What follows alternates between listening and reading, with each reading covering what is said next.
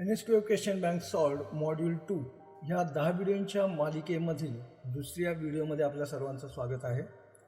Module 1 आपण जर पाहिलं नसेल, म्हणजे यापूर्वीचा व्हिडिओ 1 जर पाहिला नसेल तर डिस्क्रिप्शनमध्ये लिंक दिलेली आहे, ती लिंक आपण बघावी.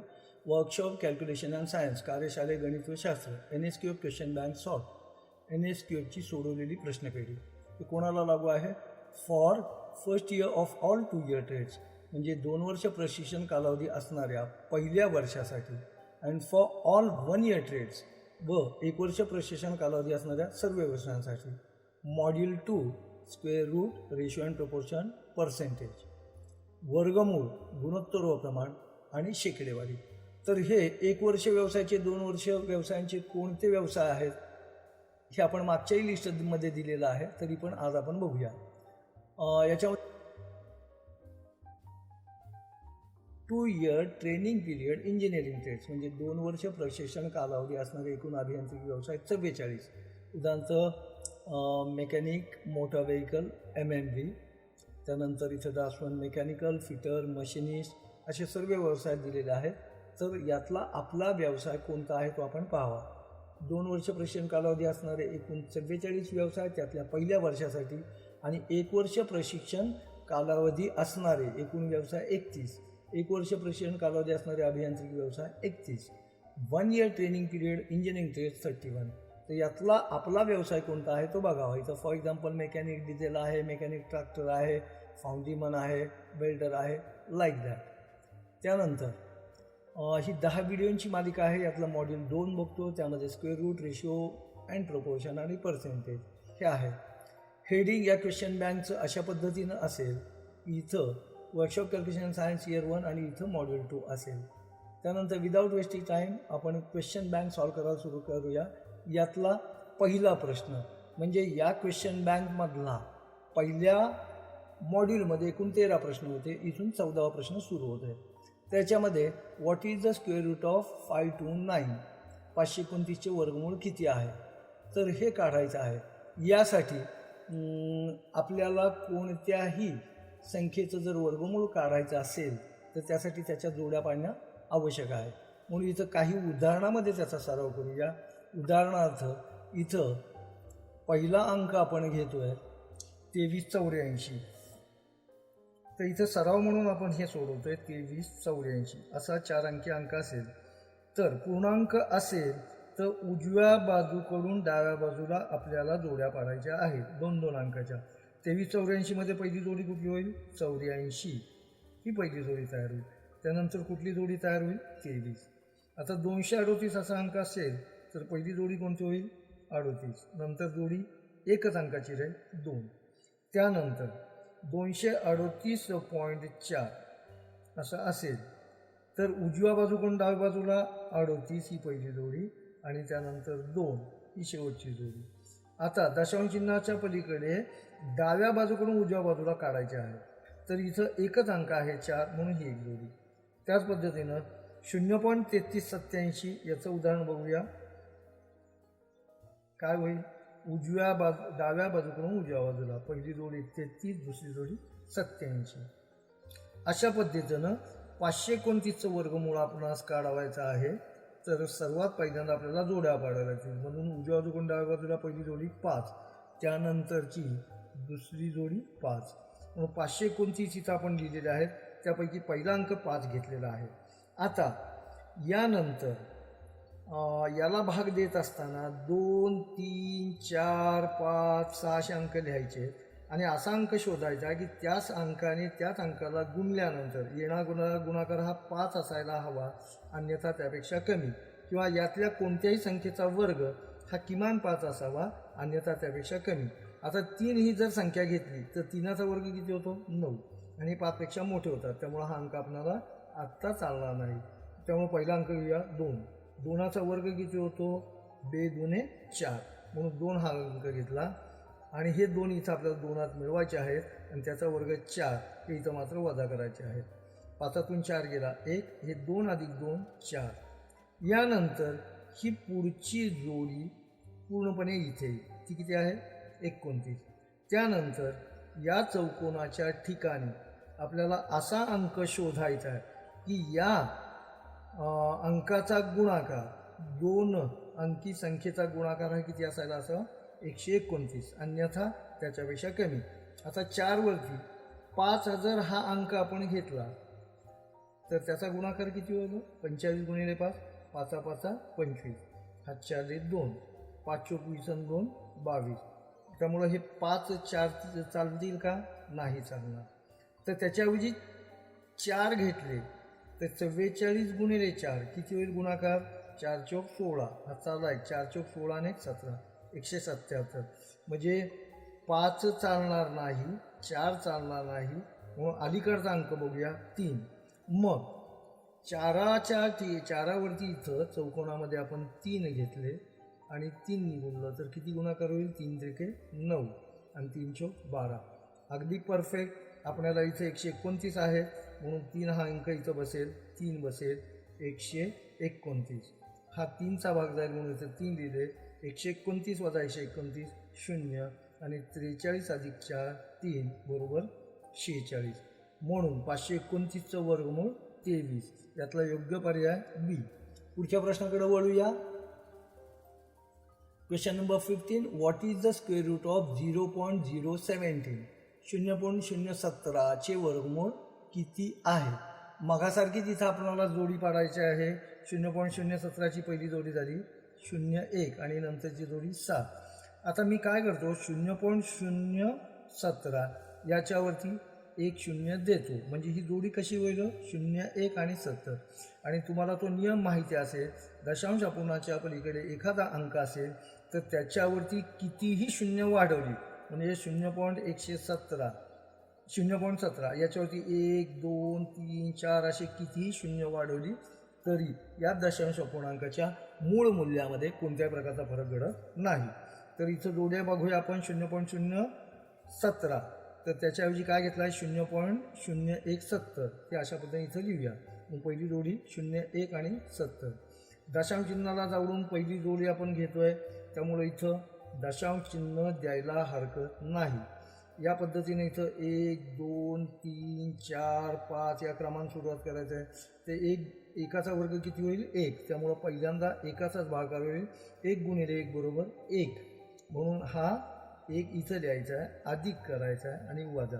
1 अधिक 1 2, एकातून 1 गेला 0. त्याच्यानंतर पुढची जोडी आपणास घ्यायची आहे 70. पुढची जोडी आपण घेतली 70. यानंतर मगाशी सांगितल्याप्रमाणे इथं असा अंक शोधायचा आहे ज्याचा गुणाकार किती असायला हवा? हा कमीत कमी 70, अन्यथा त्यापेक्षा कमी. जर इथं आपण 4 घेतले तर काय होईल?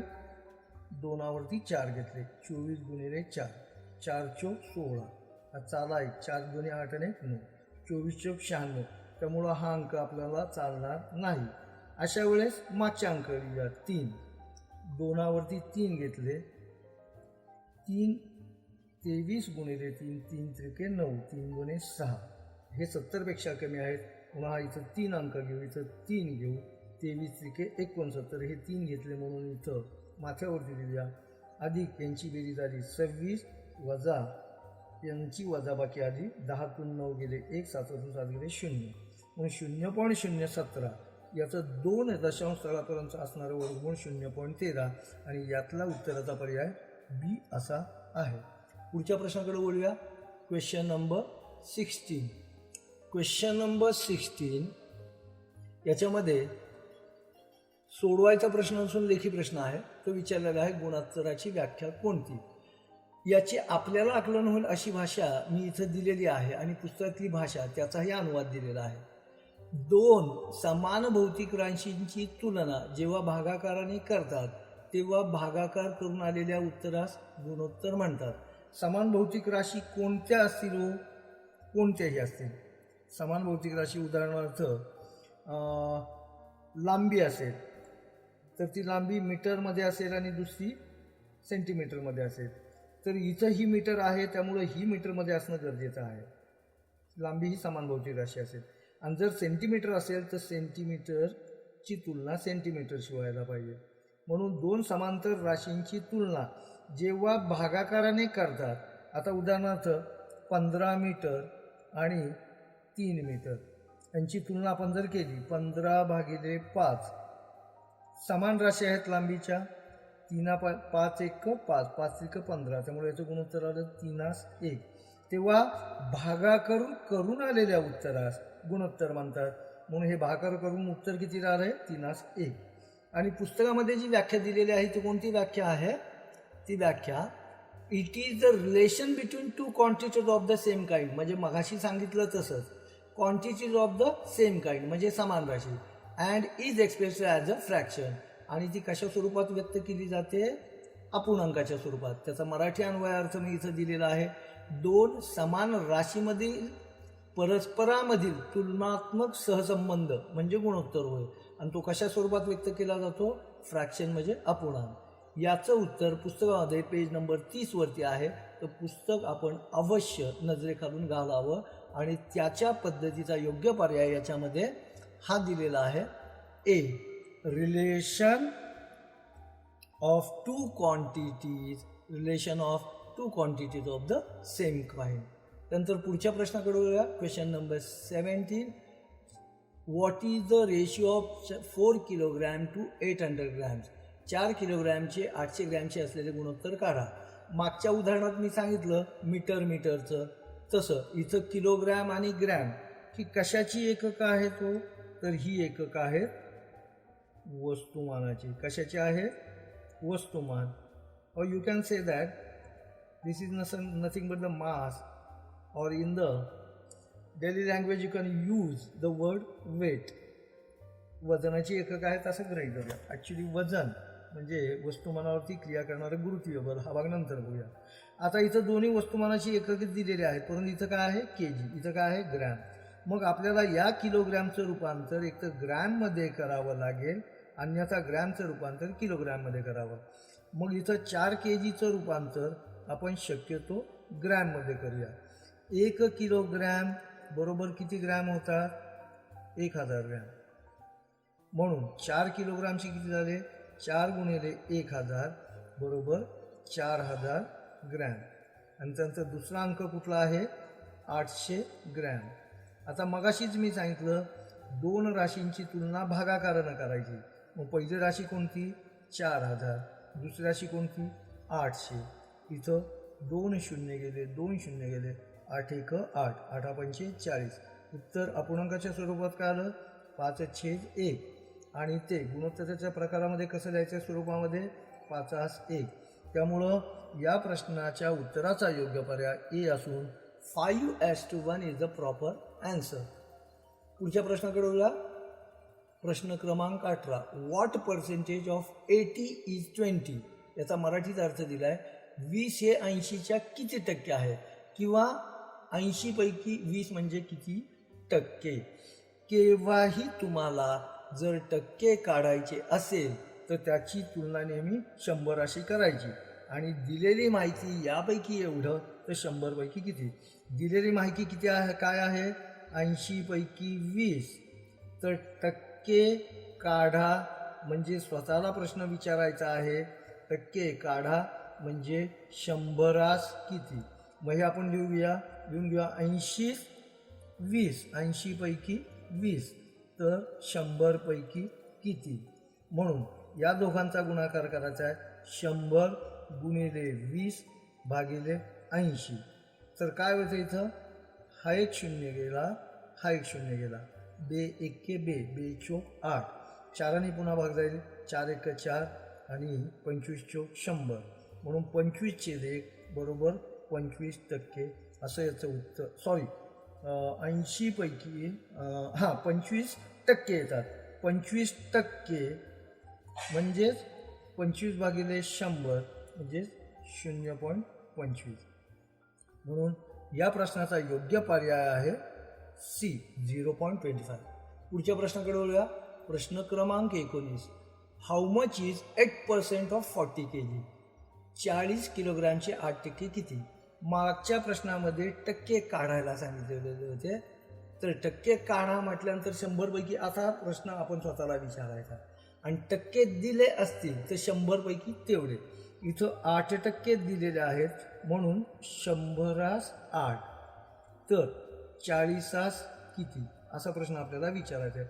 टक्के दिले म्हणजे 100 एवढे, टक्के काढा म्हणजे 100 किती हे विचारायचे.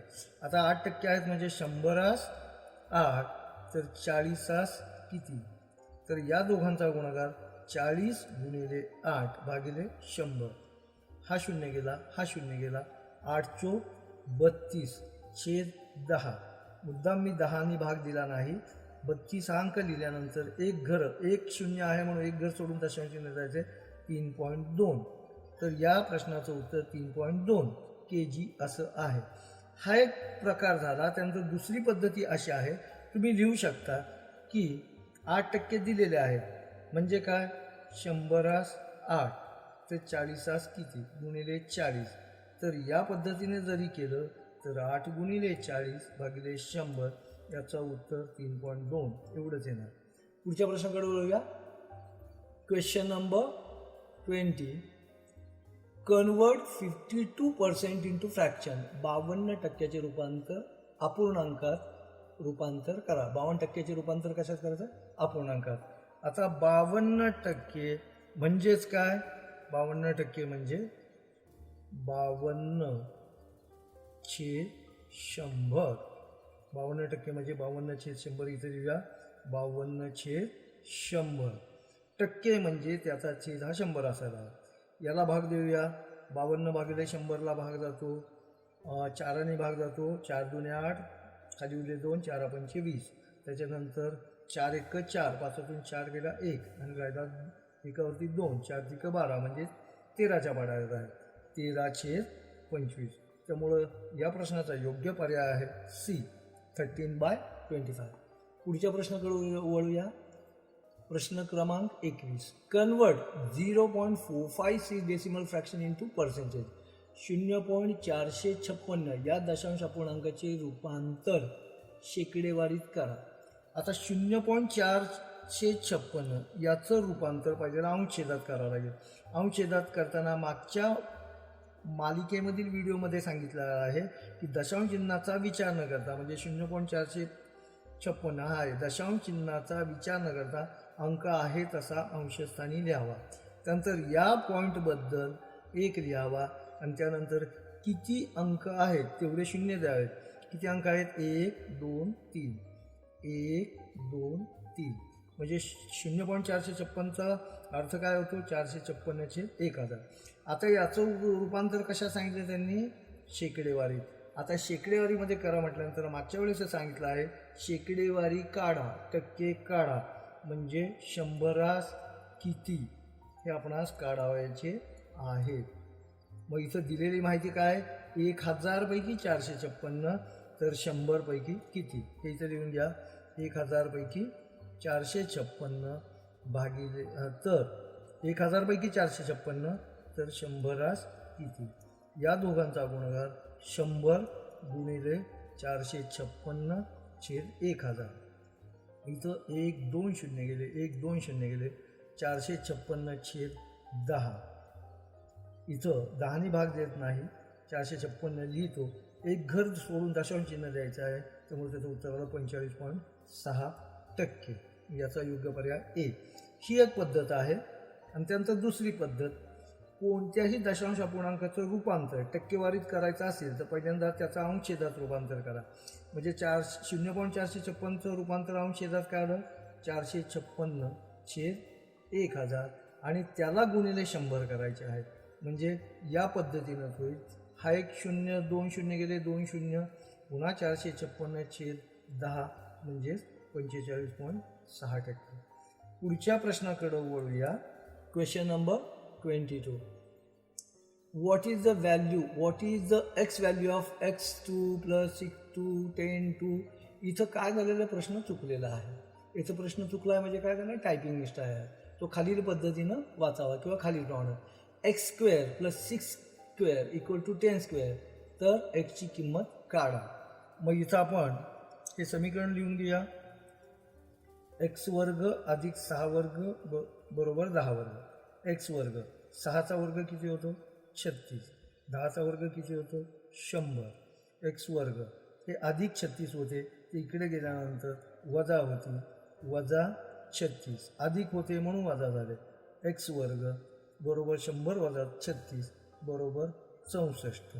आता आपल्याला एक्सची किंमत काढायची आहे, म्हणून दोन्ही बाजूंचे वर्गमूळ काढा. दोन्ही बाजूंचे वर्गमूळ काढा. मुद्दाम इथं लिहितोय, काहींना लगेच येत असेल तरी सराव करूया. एक्स वर्ग आणि वर्गमुळात 64. एक्स वर्गाचं वर्गमूळ किती आलं? एक्स आणि 64चं वर्गमूळ 8. म्हणून या प्रश्नाचा योग्य पर्याय आहे हा सी. याचा योग्य पर्याय सी. त्यानंतर पुढच्या प्रश्नाकडे वळूया. प्रश्न क्रमांक 23. What is the square root of decimal number of 550.37 म्हणजे 0.550.37 याचं वर्गमूळ. मगाशी सांगितलं 550.37 याच्या आपणास जोड्या पाडाव्या लागतील. पहिली जोडी झाली 50, नंतरची जोडी 5 आणि उजव्या बाजूकडे ही जोडी 37. त्यामुळे इथं आपण लिहिलेलं आहे पहिली जोडी इथं 50, 5, 37. मघाशी सांगितल्याप्रमाणे आपल्याला कितीने सुरुवात करायची? 2, नाही गेला तर 3, 4, 5 या क्रमानं. 2 साठी कोणता अंक योग्य होतोय? 2चा वर्ग 4 होईल, म्हणून 2 दुने 4. इथं अधिक 2 करायचे आहेत, इथं वजा.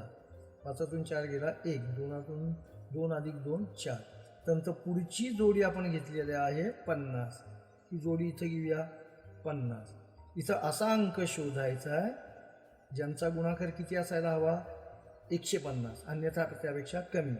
जर 4वरती 5 घेतले तर काय होतील? 5 5 25, 5 24 2 22, म्हणून 5 हा अंक चालणार नाही. 4 घेऊया. 4 घेतला तर काय होईल? 44 गुणिले 4. सोपी एक ट्रिक याच्यामध्ये आहे. 40 गुणिले 4 किती होती? 160. मग 4 बसेल का? नाही. परंतु हेही नाही समजलं तर प्रत्येक वेळी अंक घ्या. ट्रायल अँड एरर मेथड या पद्धतीने करूया. 4 चोक 16 हा चाला 4 चोक 16 ने 17. त्यामुळं 4ही अंक चालणार नाही, 5ही चालणार नाही. याच्या पलीकडचा अंक घेऊया 3. 3 घेतला तर काय होईल? 4वरती 3, 3 त्रिके 9 आणि 3 चोक 12. त्यामुळे इथं कितीचा भाग जाईल? 3चा. मग इथे घेतले 3, इथं 3. 3 गुणिले 43 129 होतात. इथं अधिक करायचे आहेत, इथं वजा. 43 अधिक 3 किती आले? 46. आणि 150 वजा 29, 10तून 9 गेला 1, 5तून 3 गेले 2 आणि 1तून 1 घेतला 0. त्यानंतर पुढची जोडी घ्यायची 37. आता ही जोडी इथं आपण घेतली, परंतु काय केलं हो? हे दशांश चिन्ह आपण ओलांडून गेलेलो आहे, त्यामुळे इथं दशांश चिन्ह द्यायला विसरायचं नाही. आता पुढचा अंक असा शोधायचा आहे की इथं या अंकांचा गुणाकार हा 2137, अन्यथा त्यापेक्षा कमी असायला हवा. तर इथं आपण 5 घेऊया. 465 गुणिले 5 घेतलं तर किती होईल? 5 5 25, हातचे आले 2, 5 1 30 आणि 2 32, हातचे आले 3, 5 चोक 20 आणि 3 23. किती होत आहेत? 2325. त्यामुळं 5 हा अंक चालणार नाही. त्यामुळं अलीकडच्या अंकाकडे घेऊया. 464 घेऊया. या ठिकाणी सोडूया. 464 गुणिले 4, 4 चोक 16 चाला 4 चौक 24 आणि 25, हातचे आले 2, 4 चोक 16 आणि 2 18, 1856. त्यामुळे इथे कितीचा भाग जाईल? 4चा. 464 4 लिहिले. गुणाकाराला पुन्हा एकदा करूया. 4 चोक 16 हातचा आला 1, 4 चौक 24 आणि 1 25, हातचे आले 2, 4 चोक 16 आणि 2 18, 1856 आलेला आहे. खात्री करून घ्या. 7तून 6 गेला 1, 13तून 5 गेले 8, 11तून 9 गेले 2 आणि 2तून 2 गेले 0. 464 अधिक 4 468. आता 281. पुढं आपल्याला जर भाग द्यायचा असेल तर भागाकार करताना दशांश चिन्ह दिल्यानंतर आपण साध्या भागाकारामध्ये 1 शून्य घेतो, परंतु याच्यामध्ये मात्र 2 शून्य घ्यायचे आहेत. मग हे 2 शून्य घेतल्यानंतर इथं असा अंक शोधायचा आहे की त्यांचा गुणाकार किती असायला हवा? हा 28,100. तर इथं 468च्या पुढे जर 7 हा अंक घेतला तर किती होईल? त्याचं लॉजिक बघा. 7 चोक 28,000 होतील, 7 चोकून 42, 4,200 होतील, 28 आणि 4 32,000 होतील. हे उत्तर तर 7 लागू पडणार नाही. त्यासाठी 6 अंक योग्य असेल तरी प्रत्यक्ष गुणाकार करूया. 7 गुणिले 7 साती साती 49, 7 आले 4, 7 आठी 56, 4 60, पुन्हा 4 6, 7 42 आणि 6 48, 8 आले 4, 7 28 आणि 4 32. So this is 32,809. म्हणून हा 7 चालणार नाही. त्याच्याऐवजी आपण काय घेऊया, 6 परफेक्ट बसेल. 6 6 आता इथं 6 घेऊनच टाकूया. 6 6 36, 8 आले 3, 6 8 48 आणि 3 51, 8 आले 5, 6 6 36 आणि 5 41, 7 आले 4, 6 24 आणि 4 28. अगदी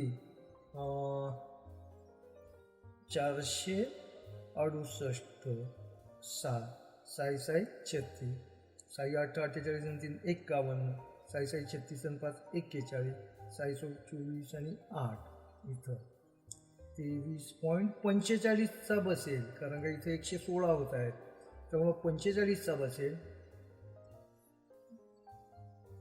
468 आणि 5, 5 5 25, 8 आले 2, 5 48 आणि 2 42, 8 आले 4, 5 31 आणि 4 34, 5 24 आणि 3 23. हा 45चा बसेल. आणि पुढचा अंक अजून हा 5पेक्षा मोठा असेल म्हणून 23.45 याचं रूपांतर ॲप्रॉक्सिमेटली 23.46 होईल. तर इथं या प्रश्नाचा योग्य पर्याय आहे डी, 23.46. पुढच्या प्रश्नाकडे वळूया. Question number 24. What is the value of, इथं प्रश्न बघा दिलेला आहे, हे चिन्ह तुम्हाला कळणार नाही तर हे टायपिंग मिस्टेक आहे. तर या चिन्हाचा अर्थ स्क्वेअर रूट, करणी चिन्ह किंवा वर्गमूळ असा आहे. त्यामुळे इथं प्रश्न चुकला असून तो खालील प्रकारे वाचावा. वर्गमुळात 8 अधिक वर्गमुळात 18 वजा 2 वर्गमुळात 2 बरोबर किती. तर हा प्रश्न लिहून घ्या. वर्गमुळात 8 अधिक वर्गमुळात 18 वजा 2 वर्गमुळात 2 बरोबर किती. फॉन्ट लहान घेऊया. इथं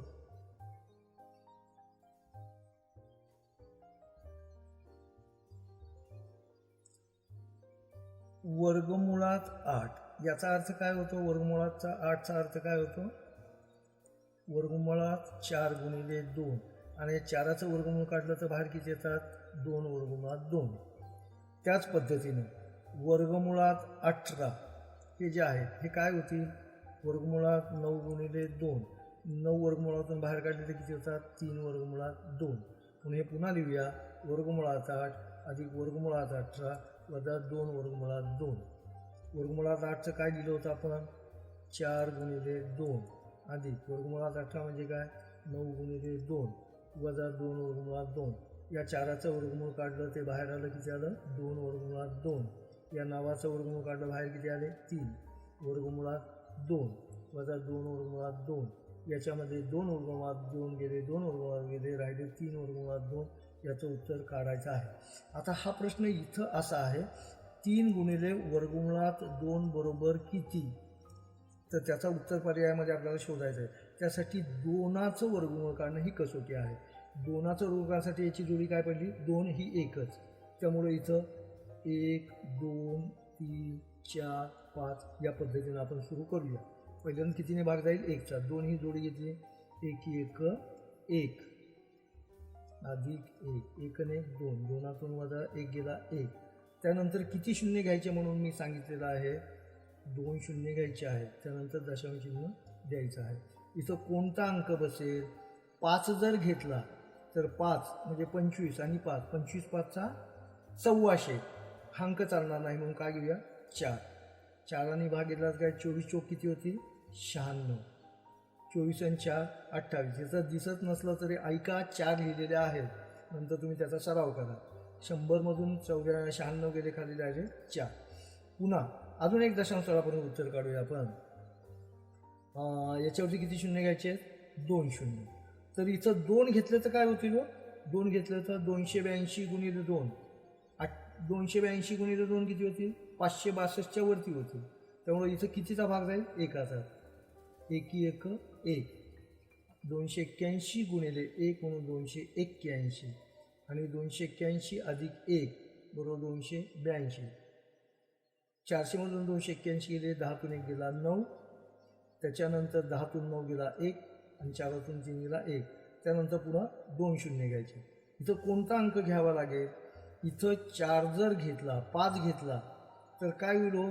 282 वरती 5 घेतला, 5 5 25, 7 4 2, 5 2 10 2 12, पण त्याचे 40 आणि 1 केले, 5 2 10 4 14, हे जास्त होते.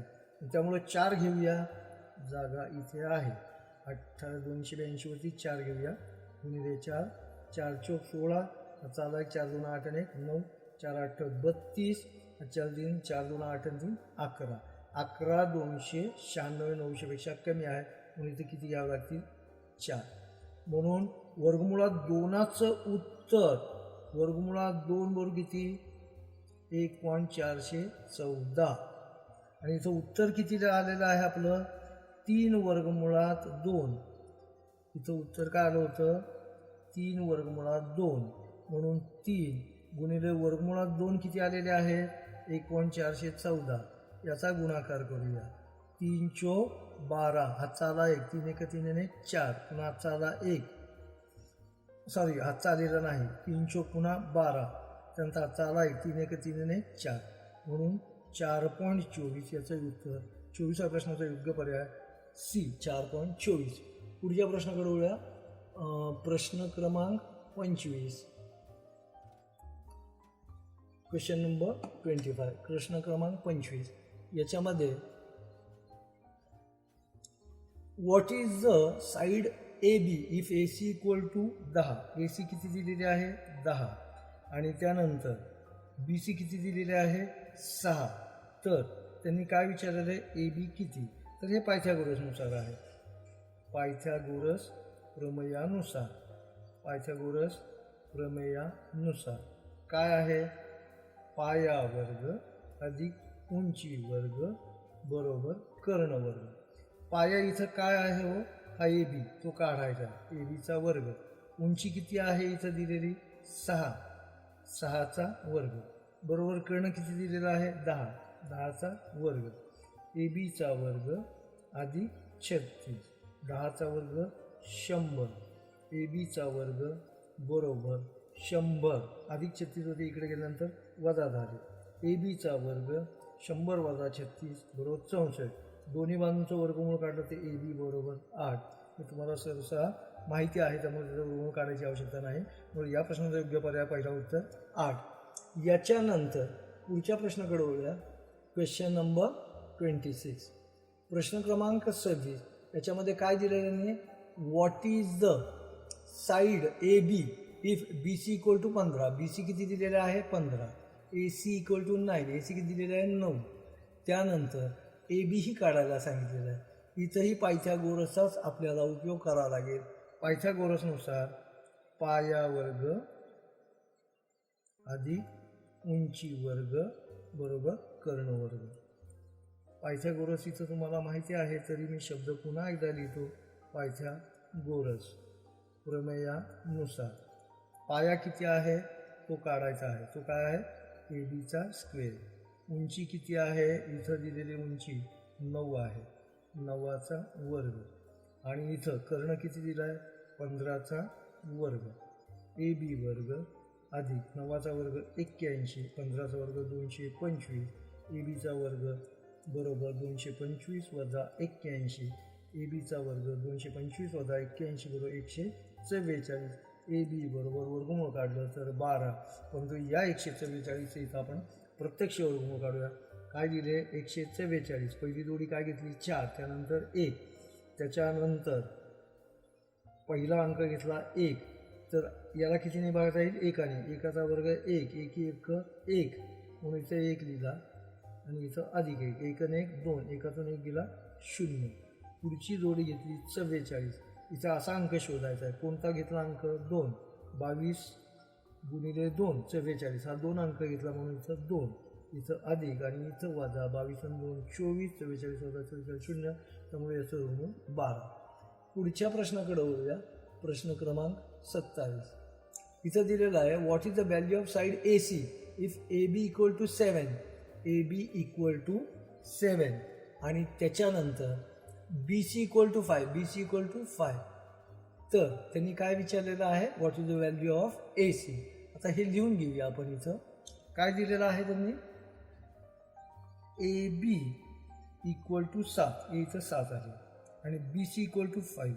तर त्यांनी काय विचारलेलं आहे, A B equal to what, कर्णवर्ग विचारला. इथं पुन्हा पायथागोरसनुसार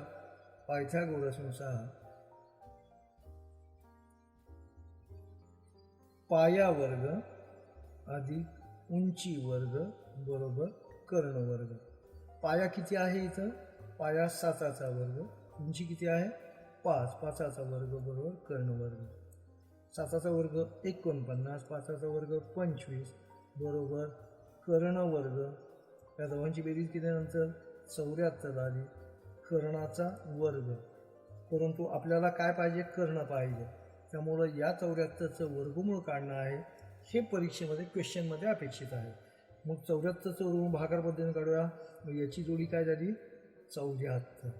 ही 74 जोडी घेतल्यानंतर असा अंक शोधायचा आहे, 1 2 3 4 5 6 7 8 9 अशा पद्धतीने असा अंक शोधायचा आहे की त्या अंकाने त्या अंकाला गुणलं किंवा त्या अंकाचा वर्ग किती असायला पाहिजे 74, अन्यथा त्यापेक्षा कमी. 9 घेतला तर काय होईल, 9 गुणिले 9 81. त्यामुळं 9 चालणार नाही. अलीकडचा अंक घेऊया 8, 8 8 64. इथं अधिक 8, इथं वजा 64, 8 आणि 16, 74 म्हणून 64 गेले, राहिले 10. त्याच्यानंतर आपल्याला भाग देताना किती शून्य घ्यायचे, वर्गमूळ काढताना नेहमी 2 शून्य घ्यायचे आहेत आणि इथं दशांश चिन्ह द्यायला विसरायचं नाही. त्याच्यानंतर पुढचा अंक घेऊया. इथं 16 आलेले आहेत, तर याच्या पुढं कोणता अंक घेऊया, लॉजिकली 7 घेतला तर किती होईल, 7 7 49. हातचे आले 4, 7 सक्कुम 42 आणि 4 46. हातचे आले 4, 7 1 7 आणि 4 11, 1159 हे जास्त होती म्हणून 7 चालणार नाही. त्याच्याऐवजी काय घेऊया आपण, 6 घेऊन बोलूया. 16वरती 6, 6 6 36, हातचे आले 3, 6 6 36 आणि 3 39, 39 9, हातचे आले 3, 6 1 6 आणि 3 9, म्हणजे 996 हे 1000पेक्षा कमी आहेत म्हणून ते किती होतील 6.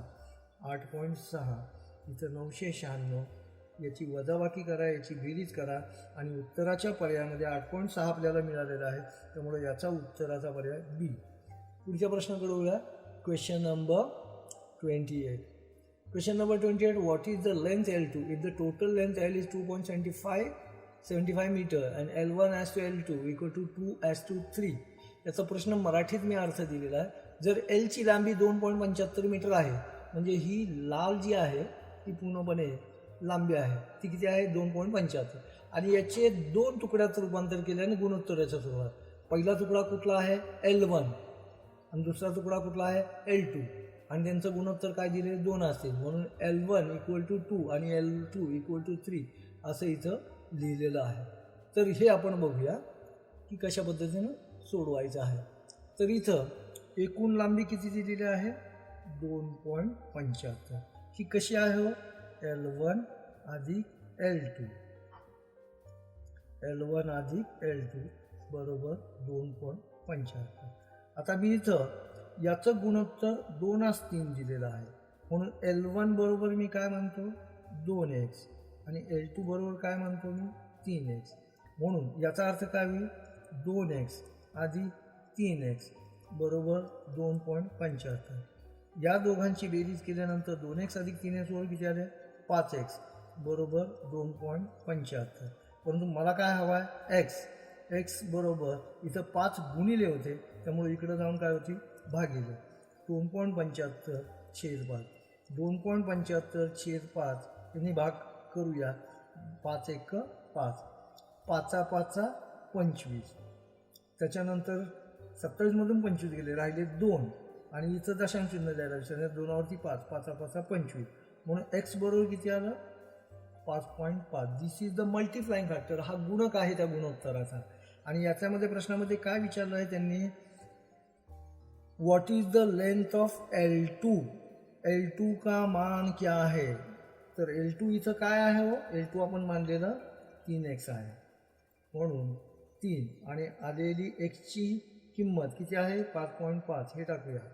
3 गुणिले 5.5 3×5 15, हातचा आला 1, 3×5 15 आणि 1 16, आणि किती घरं सोडून दशांश चिन्ह द्यायचं आहे, इथं 5.5, एक अंक सोडून द्यायचा आहे, 16.5 मीटर. उत्तराचा योग्य पर्याय सी. पुढच्या प्रश्नाकडे वळूया. Question number 29. How many days a mechanic takes to assemble 64 machine if he assembles 8 machines in 3 days. याचा मराठीचा अर्थ दिला आहे की एक मेकॅनिक 3 दिवसात 8 मशीनची बांधणी किंवा निर्मिती करत असेल तर 64 मशीनची बांधणी निर्मिती किती दिवसात करेल. आता हे ॲक्च्युली प्रमाणाचं उदाहरण आहे. आता हे सोपं प्रमाण आहे, त्यामुळं तुम्हाला सोप्या पद्धतीने पहिली सोडून बघू ती कळेल. परंतु जर याच्यामध्ये प्रमाण वेगवेगळ्या प्रकारची आली तर थोडंसे गुंतागुंतीची रचना असते. त्यासाठी इथं आपण काही माहिती दिलेली आहे ती बघूया. त्याच्यावर साधी पद्धत बघूया आपण कोणती. तर साधी पद्धत अशी होती की तो माणूस 3 दिवसात 8 मशीनची बांधणी करतोय तर 64 मशीनची बांधणी किती दिवसात करेल. मग 8 मशीन किती दिवसात बांधतोय, 3 दिवसात. तर 64 मशीन किती दिवसात. तर इथं साध्या पद्धतीनं 64 गुणिले 3 भागिले 8, 8 एक 8, 8 8 64, म्हणजे 8 त्रिक 24/1. म्हणून इथं 24 हे उत्तर अशा पद्धतीनं सहज येईल. परंतु आपण इथं खऱ्या अर्थानं प्रमाण शिकूया. आता इथं बघूया आपण की मी इथं दिलेलं आहे की हे समप्रमाणाचे उदाहरण आहे. समप्रमाण म्हणजेच असं प्रमाण की त्याच्यामध्ये असणाऱ्या 2 राशी ज्या एकमेकाशी निगडीत आहेत. समजा ए ही राशी आहे आणि बी ही राशी आहे, तर या 2 निगडीत राशी समप्रमाणामध्ये एक वाढत असेल तर दुसरी वाढते, आणि तीच एक कमी होत असेल तर दुसरी पण कमी होते. मग इथं एकमेकाशी संबंधित राशी कोणत्या आहेत, तो दिवस आणि मशीनच्या निर्मितींची संख्या. त्यामुळे तो शॉर्टमध्ये लिहूया मशीन संख्या. म्हणजे इथं बघा जेवढे दिवस वाढतील तेवढी मशीनची संख्या पण वाढेल, आणि जेवढे दिवस कमी होतील मशीन संख्या कमी होईल. मग हे समप्रमाणाचं उदाहरण आहे. मग आता इथं अतिशय महत्त्वाची मी माहिती दिलेली आहे ती वाचूया. हे समप्रमाणाचे उदाहरण आहे, कारण दिवस वाढले तर मशीनची निर्मिती संख्या वाढणार. समप्रमाणात मागास सांगितल्याप्रमाणे काय होतं, एक राशी वाढली तर संबंधित राशी पण वाढते, आणि एक राशी कमी झाली तर संबंधित राशी पण कमी होते. आता इथं अतिशय महत्त्वाचं ही शेवटची लाईन आहे, याचा अभ्यास व्यवस्थित करा. म्हणजे बरोबर चिन्हाच्या डाव्या बाजूला एक राशी अंशस्थानी लिहिली, महत्त्वाचं आहे, तर संबंधित राशीसुद्धा उजव्या बाजूला अंशस्थानी लिहितात. आता ते काय बघूया आपण. इथं 2 राशी कोणत्या होत्या, दिवस आणि मशीनची संख्या. म्हणून इथं मूळ दिवस याच्याशी संबंधित कुठली आहे, मूळ मशीन संख्या. मग बरोबर चिन्हाच्या उजव्या बाजूला ही कुठं लिहायची, अंशस्थानी, मूळ मशीन संख्या. त्याच्यानंतर आता दिवस अजून बदललेले आहेत, नवीन दिवस ते काढायचे आहे, ते काय म्हणूया एक्स. तर नवीन मशीन संख्या इथं लिहूया. मूळ दिवस किती होते, मूळ दिवस इथं किती होते, 3 दिवसामध्ये 8 मशीन, 3 दिवसामध्ये 8 मशीन. नवीन मशीनची संख्या दिली त्यांनी, किती दिलेली आहे, 64, आणि दिवसांची संख्या विचारलेली आहे ती मानूया आपण एक्स. मग 3/x बरोबर 8/64. मग इथं यांचा गुणाकार, तिरकस गुणाकार करूया, तर तो कसा होईल, 3 गुणिले 64 बरोबर 8 गुणिले एक्स, 8 गुणिले एक्स. मग मला काय हवे आहेत, एक्स. हे एक्स इथं ठेवले तर 3 गुणिले 64, हे 8 काय होतील इथं भागिले होतील, 8 एक 8, 8 8 64, आणि 8 त्रिक 24. त्यामुळे याचं उत्तर याही पद्धतीनं 24, आणि मगाशी पण आपण 24 काढलेलं होतं. त्यामुळे या प्रश्नाचा योग्य पर्याय सी, 24 असं उत्तर आहे. त्यानंतर पुढच्या प्रश्नाकडे वळूया. क्वेश्चन नंबर 30, प्रश्न क्रमांक 30. प्रश्न क्रमांक 30 मध्ये what will be the RPM of smaller gear if a 180 mm diameter meshes with 60 mm diameter gear and the big gear makes 60 RPM. पुस्तकामध्ये याचं कुठल्याही प्रकारची आकृती दिलेली नाही, पण याचा अर्थ बघूया. What will be the RPM of smaller gear म्हणजे लहान दंतचक्र. What will RPM of smaller gear if 180 mm diameter gear, हा गिअर 180 मिलीमीटर व्यास असलेला हे दंतचक्र मेशेस म्हणजे काय आहे, संलग्न आहे याच्याशी. कोणाशी आहे? मेशेस म्हणजे ॲक्च्युली गुंता, वेगवेगळ्या प्रकारचा गुंता असाच त्याला म्हणतात, परंतु इथं संलग्नता असा घेऊया. Meshes with 60 mm diameter gear, हा लहान जे दंतचक्र आहे याचे किती आहेत, 60 mm हा त्याचा व्यास आहे. तर म्हणजे 100 mm व्यास असणाऱ्या दंतचक्राचे एकूण दर मिनिटाचे फेरे, इथं RPM म्हटलेला आहे. RPMला मराठीमध्ये दमी फे, दर मिनिटाचे फेरे, RPMचा अर्थ रेव्होल्युशन्स पर मिनिट असा असून, तर त्या प्रश्नाचा अर्थ होतो 180 व्यास असलेल्या गिअरचे किती फेरे होतात, 60. तर 60 मिलीमीटर व्यास असलेल्या गिअरचे फेरे किती. आता इथं अतिशय महत्त्वाचं आहे आणि ते म्हणजे मी तुम्हाला सांगितलं होतं की हे प्रमाणाचं उदाहरण केव्हा समप्रमाण असतं किंवा विषम प्रमाण असतं. तर समप्रमाणला इंग्रजीमध्ये डायरेक्ट प्रोपोर्शन म्हणतात आणि विषम प्रमाण म्हणजे हे व्यस्त प्रमाण जर असेल तर या व्यस्त प्रमाणाला व्यस्त प्रमाण याला इनडायरेक्ट किंवा इन्व्हर्स प्रोपोर्शन असं म्हणतात. आता इथं मी मराठीचा अर्थ दिला आहे. 180 मीटर व्यासाचे मोठे दंतचक्र हे 60 मिलीमीटर व्यासाच्या लहान दंतचक्राशी या चक्राशी संलग्न असून जर मोठे दंतचक्र 60 एवढे दमीफे हे किती आहेत, 60 करत असेल तर लहान दंतचक्राचे दमीफे किती. RPM म्हणजे रेव्होल्युशन्स पर मिनिट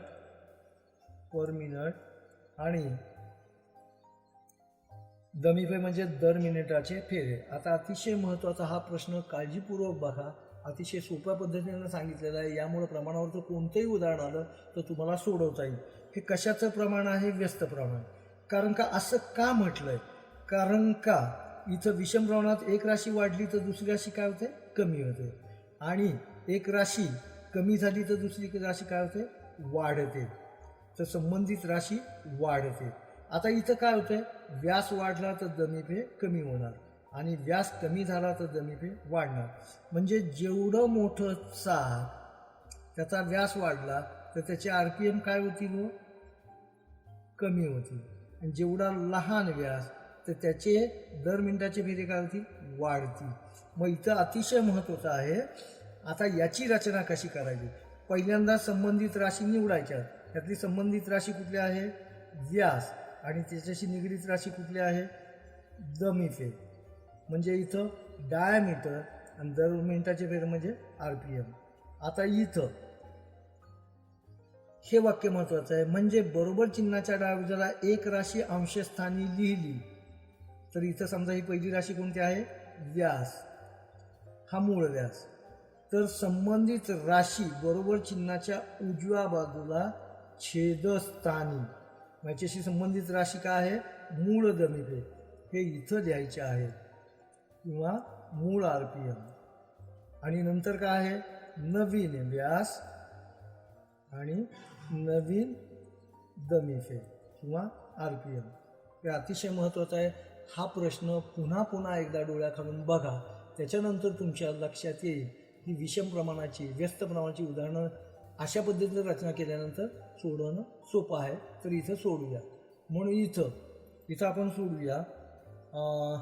इथं मूळ व्यास, मूळ दमीफे किंवा RPM.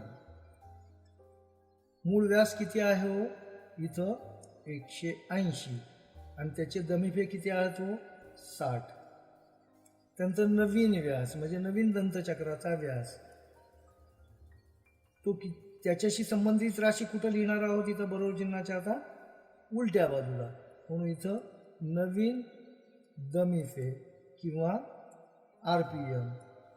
मग नवीन व्यास म्हणजे दुसऱ्या दंतचक्राचा व्यास किती आहे 60 आणि नवीन RPM काय करायचे आहेत काढायचे आहेत.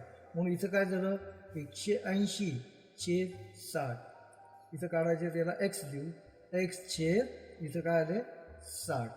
म्हणून इथं आपण काय करूया तिरकस गुणाकार करूया 60 गुणिले x बरोबर 180 गुणिले 60 180 गुणिले 60. मग मला काय हवा इथं x बरोबर 180 गुणिले 60 हे आहे तसेच लिहिले आणि हे 60 जे होते ते छेदस्थानी देतील भागिले 60 गेले 60 गेले x बरोबर 180. म्हणून या प्रश्नाचा योग्य पर्याय D असा आहे. विषम प्रमाणाचं किंवा व्यस्त प्रमाणाचं किंवा इन्व्हर्स प्रोपोर्शनचं हे उदाहरण पुन्हा बघा. पुढचा प्रश्न या मालिकेतला third last. What is the percentage of copper if the casting weight of copper is 42.3 kg 42.3 and tin weight 2.7 kg कथिलाचं वजन 2.7 kg. हे संपूर्ण कास्टिंग असून याच्यात तांब्याचं वजन किती आहे 42.3 आणि कथिलाचं किती आहे 2.7.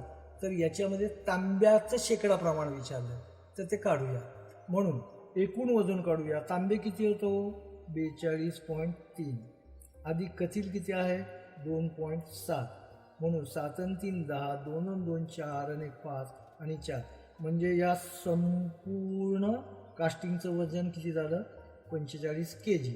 आता इथं टक्के काढा म्हटल्यानंतर गेल्या वेळेस मी सांगितलेलं आहे दिलेल्या माहितीच तेवढे तर 100 किती. मग कशाचं वजन विचारलं आहे त्यांनी तांब्याची टक्केवारी विचारली. मग तांबे किती आहेत 45 पैकी 42.3 45 पैकी 42.3 तर 100 पैकी किती. म्हणून या दोघांचा गुणाकार करूया 100 गुणिले 42.3 भागिले 45. आता इथं मी काय करतो 100 गुणिले 42.3 याच्याऐवजी 10ने याला गुणतो 10 गुणिले 42.3चं रूपांतर काय झालं 423 छेद 45. कारण का 42.3 गुणिले 10 काय होतं 4230 आणि हा दशांश चिन्ह सोडून दिलं की 423. ह्या 10ची 100ची पोळ 10 गुणिले 10 असं केलेलं होतं. पुन्हा एकदा सराव करा. हे कशासाठी केलं हे तुम्हाला लगेच लक्षात येईल. 10 गुणिले 423 भागिले 45. इथं 9चा भाग जातो म्हणून 9 पाची 45 9 इथं 9 चोक 36 42मधून 36 गेले खाली राहिले 6 वरती 3 63 9 7 63 म्हणून 10 गुणिले 47 छेद 5 5 परत जातो 5 1 5 5 2 10 आणि 47 गुणिले 2 बरोबर 94 म्हणून तांब्याचे शेकडा प्रमाण 94%. So B is the answer. पुढच्या प्रश्नाकडे जाऊया. Second last question. A motorcycle tyre is sold for ₹300. What is the purchase price if 25% profit is added to it. प्रश्नाचा अर्थ नीट बघून घ्या. एका मोटरसायकलचा टायर किती रुपयाला विकला 300 रुपयाला. जर या विक्री किमतीतच 25% नफा सामावलेला असेल तर टायरची मूळ खरेदी किंमत किती असेल. सोडूया. टायर कितीला विकला टायर विकला ₹300. This is the SP selling price म्हणजे विक्री किंमत. परंतु याच्यामध्ये किती टक्के नफा मिळालेला आहे 25%. म्हणजे मूळ खरेदी किंमत ही किती असणार आहे अधिक याच्यामध्ये नफा. मूळ खरेदी किंमत किती असणार आहे 100% अधिक नफा किती आहे 25%. म्हणून हे एकूण किती झाले 125% ही झाली त्याची विक्रीची किंमत. मग 125% बरोबर ₹300 तर मूळ खरेदी किंमत 100% बरोबर किती हे आपल्याला काढायचं आहे आणि हे लिहून घेऊया.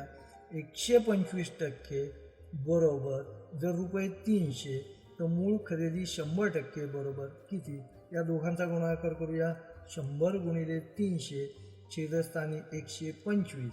इथं पुन्हा एकदा लिहूया 100 गुणिले 300 छेदस्थानी 125 25चा पाडापाठ असेल तर 25 पाचा 1,600, 25 चोक 100, पाचानी परत भाग जाईल 5 एक 5, 5 सक्क 30 आणि वरचा 0, 4 गुणिले 60 बरोबर 240, 240 म्हणून मूळ खरेदी किंमत 240. याचा ताळा बघायचा असेल तर बघा, मूळ किंमत कितीला घेतली त्यांनी 240, त्याच्यामध्ये 25% नफा मिळवला. मग 240च्या 50% किती नफा होतो, 50% नफा होतो. 240च्या 50% 120 होता आणि 25% किती होता 60. 240 अधिक 60 किती होता 300. म्हणून नवीन विक्रीची किंमत मूळ किंमत किती 240, त्याच्यामध्ये 25% नफा मिळवला. 240 अधिक 60 अशा पद्धतीनं त्यांनी तो टाळ्या 300 रुपयाला विकला. मग याच्या पर्यायाचं योग्य उत्तर सी. आणि या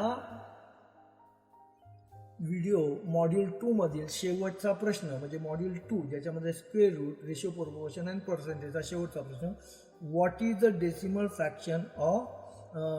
फ्रॅक्शन ऑफ कन्वर्जन 18.5 इथं what is the decimal fraction of conversion of 18.5%, 18.5%चे रूपांतर दशांश अपूर्णांकात करा.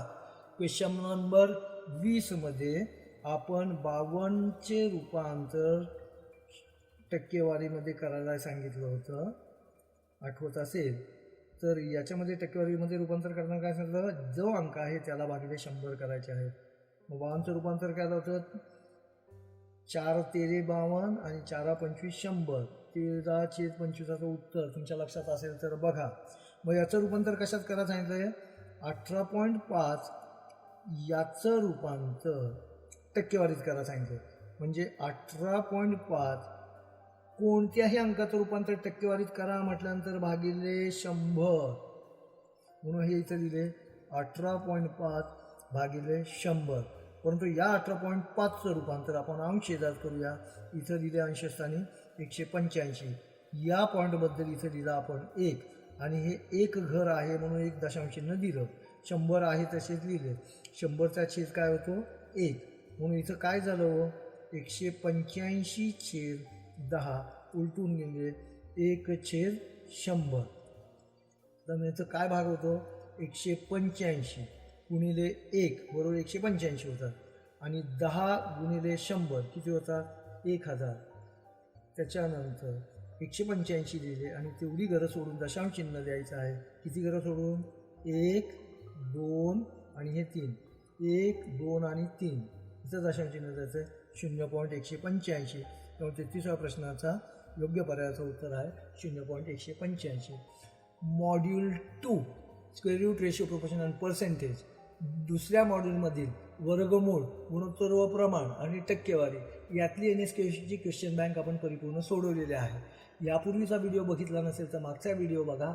आणि यानंतर 3 ते 10 अशा येणाऱ्या आगामी व्हिडिओच्या मालिकांची लिस्ट किंवा याची लिंक आपण सबस्क्रिप्शनमध्ये दिलेली आहे, तर ती बघायला विसरू नका. Thank you all and thank you the YouTube.